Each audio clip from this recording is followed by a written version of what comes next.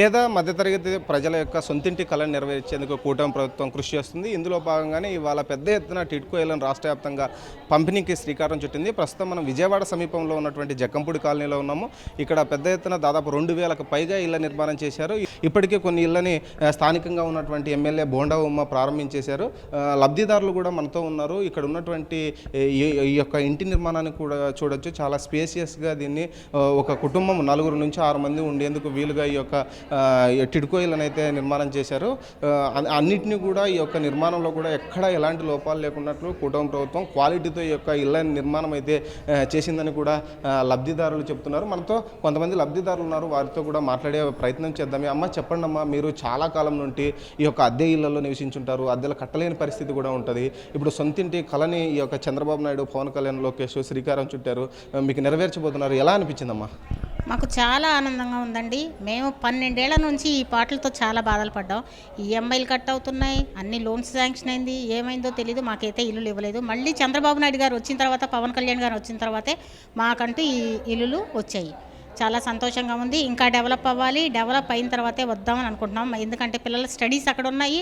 1 year అయిన తర్వాత అయినా సరే మా ఇంటికి మేము వచ్చేస్తాం, అందులో సమస్య లేదు. చాలా సంతోషంగా ఉందండి. యాక్చువల్గా మేము అందరం కూడా కూటమి ప్రభుత్వానికే ఓట్లేసాము. ఇప్పుడు కాదు, ఇది ఇన్ని సంవత్సరాల నుంచి సాగుతుంటే మధ్యలో ఇల్లు రాక చాలా ఇబ్బంది పడ్డారు. చాలామంది జనం సఫర్ అయ్యారు. ఇన్ని రోజులకు వీళ్ళ కళ నెరవేరినందుకు చాలా చాలా సంతోషంగా ఉండి అందరి కొత్త ఇంట్లోకి వచ్చి గృహప్రవేశం చేసుకుంటుంటే చూడటానికి కన్నుల పండుగగా ఉంది. ఈ వాతావరణం చూస్తుంటే ఇంకా సంతోషంగా ఉంది. వీళ్ళందరూ లబ్ధిదారులందరూ త్వరలో ఈ ఇళ్లలోకి చేరి వాళ్ళు సంతోషంగా ఉండాలని, వాళ్ళ నూతన గృహంలోకి వచ్చి ప్రశాంతంగా వాళ్ళ జీవితాన్ని సాగించాలని.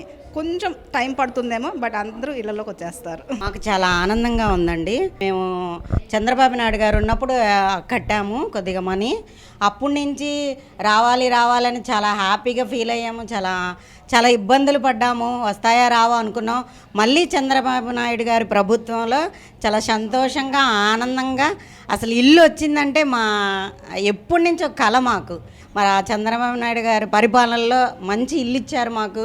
చాలా సంతోషంగా, చాలా ఆనందంగా ఉంది. ఇంక ఈ ఆనందం చెప్పలేదన్నమాట. అద్దెళ్ళలో ఉన్నాము.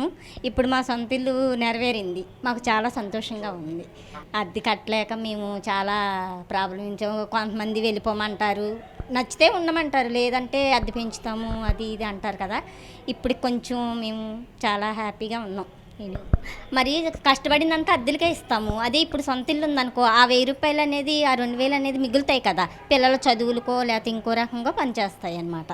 అది సొంతింట్లోకి ప్రతి ఒక్కరూ చేరుతుండడంతో ప్రతి ఒక్కరి కళ్ళలో కూడా, వారి యొక్క మనసుల్లో కూడా ఆనందం వెల్లువిరుస్తుంది. ముఖ్యంగా అటు మోదీతో పాటు ఇటు చంద్రబాబు నాయుడికి ప్రత్యేకంగా కృతజ్ఞతలు తెలుపుతున్నారు. తాము సొంతింటిని నిర్మించుకున్నా కూడా ఈ స్థాయిలో నిర్మించుకోలేమని లబ్ధిదారులు అయితే చెప్తున్నారు. ఎప్పటికీ ఈ ప్రభుత్వానికి రుణపడి ఉంటామని, తమకి అన్ని రకాల ఫెసిలిటీస్ ఈ టిడ్కో ఇళ్లలో ఇచ్చారని చాలా సంతోషంగా ఉందని కూడా ఆనందం వ్యక్తం చేస్తున్నారు.